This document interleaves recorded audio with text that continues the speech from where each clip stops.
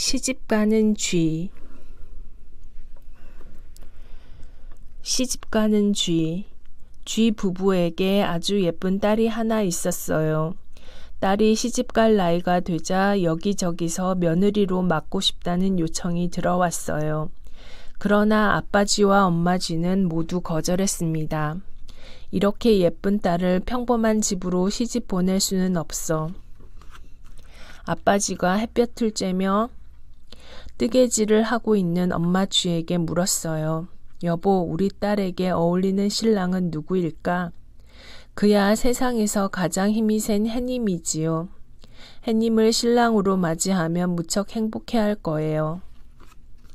아빠 쥐는 곧바로 해님을 향하여 큰 소리로 말했어요. 해님, 세상에서 가장 힘이 센 당신에게 예쁜 제 딸을 시집 보내고 싶습니다. 그러자 해님은 벙긋 웃으면서 말했어요. 고마운 말이지만 나보다 더 힘이 센 분이 있어요. 해님보다 힘이 센 분이 누구죠? 아빠 쥐가 물었습니다. 바로 구름님이에요.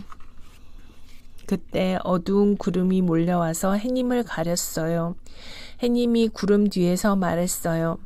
이것 보세요. 구름님이 가리면 나는 꼼짝할 수가 없답니다. 아빠 쥐가 이번에는 구름에게 간절히 부탁했어요. 구름님, 당신은 세상에서 가장 힘이 센 분이에요. 부디 제 딸을 신부로 맞이해 주세요. 구름은 손을 내저으며 말했어요. 당치 않아요. 나보다 바람님이 훨씬 힘이 센걸요. 그때 바람이 불어왔어요. 아, 구름은 바람에 날려 멀리 사라져 버렸습니다. 아빠 쥐는 바람에 날리지 않도록 나무를 붙잡고 말했어요. 세상에서 가장 힘이 센 바람님, 제 딸을 신부로 맞이해 주세요.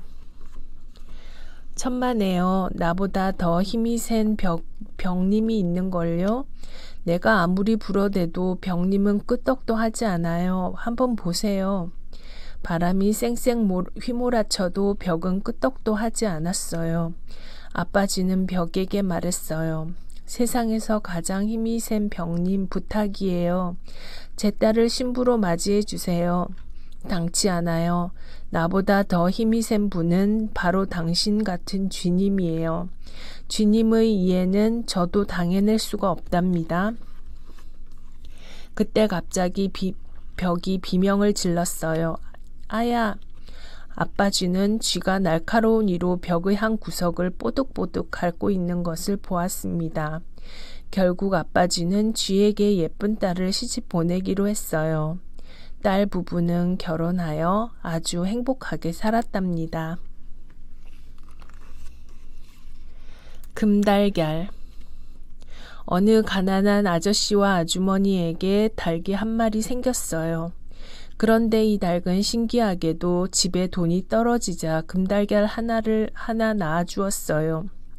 아저씨와 아주머니는 금달걀을 팔아 날마다 놀고 먹으면서 지냈어요. 그 후로도 집에 돈이 떨어지면 닭은 잊지 않고 금달걀을 낳아주었어요. 그러던 어느 날 집에 돈이 떨어졌는데도 닭이 금달걀을 낳아주지 않았어요. 그러자 아저씨와 아주머니는 초조했어요. 바로 그때 아저씨에게 좋은 생각이 떠올랐어요. 그래, 닭의 뱃속에 금달걀이 가득 들어 있을 거야. 배를 갈라서 꺼내자고. 맞아요. 그러면 우리는 큰 부자가 될 거예요. 아저씨는 닭의 뱃속에 금달걀이 가득 들어 있을 거라고 생각하며 기분 좋게 닭의 배를 갈랐습니다. 그러나 닭의 뱃속에는 금달걀이 단 한 알도 없었어요. 게다가 죽은 닭은 더 이상 달걀을 낳지 못했어요. 아저씨와 아주머니는 욕심을 부리다가 결국 닭까지 잃고 만 것입니다. 까마귀의 군소리. 한 농부가 밭에 씨를 뿌렸어요. 그러자 새들이 날아와서 씨를 모두 쪼아 먹었어요. 화가 난 농부는 밭에 그물을 쳐서 새를 잡기로 했어요. 까마귀가 맨 처음 그물에 걸렸어요. 까악 살려주세요. 까마귀는 그물에서 벗어나기 위해 버둥거렸어요. 그러나 그물에서 벗어날 수가 없었어요. 까마귀가 울부짖는 소리를 듣고 농부가 달려왔어요. 이 못된 까마귀놈, 잘 걸렸다. 농부는 까마귀를 힘껏 움켜쥐었어요. 까마귀는 눈물을 뚝뚝 흘리면서 말했어요.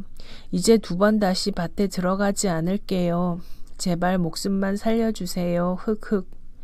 농부는 까마귀의 눈물을 보고 마음이 누그러졌어요. 널 놓아주겠다. 그렇지만 방금 한 약속은 꼭 지켜야 한다. 농부는 까마귀를 잡았던 손을 늦추며 말했어요.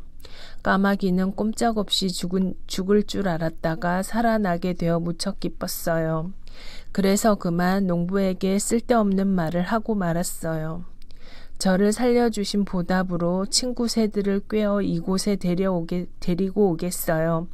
그러면 이 그물에 새들이 100마리 아니 200마리도 걸릴 거예요. 그 말을 들은 농부는 버럭 화를 냈어요. 이런 간사한 까마귀 같으니라고. 저만 살면 친구들은 어찌되든 상관없다는 거냐? 지금 흘린 눈물도 가짜 눈물이지? 너같이 간사한 놈은 버릇을 고쳐놓아야 돼. 자기만 살겠다고 친구를 소중히 여기지 않은 까마귀는 농부에게 혼이 났답니다. 심술쟁이 물고기. 깊은 바닷속에 몸집이 큰 심술쟁이 물고기가 살고 있었어요.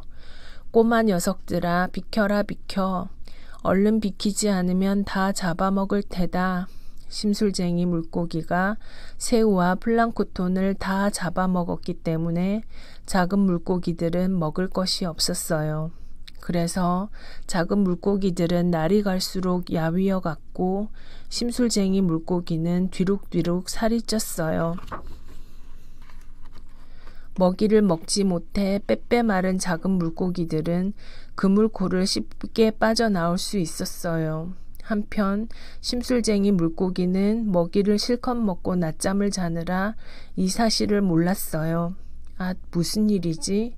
잠에서 깨어난 심술쟁이 물고기는 그물에서 빠져나오려고 버둥거렸지만 뒤룩뒤룩 살이 쪄서 도저히 빠져나올 수가 없었답니다. 여우와 두루미. 두루미는 멋있게 춤을 춰서 모든 동물들의 인기를 독차지했어요.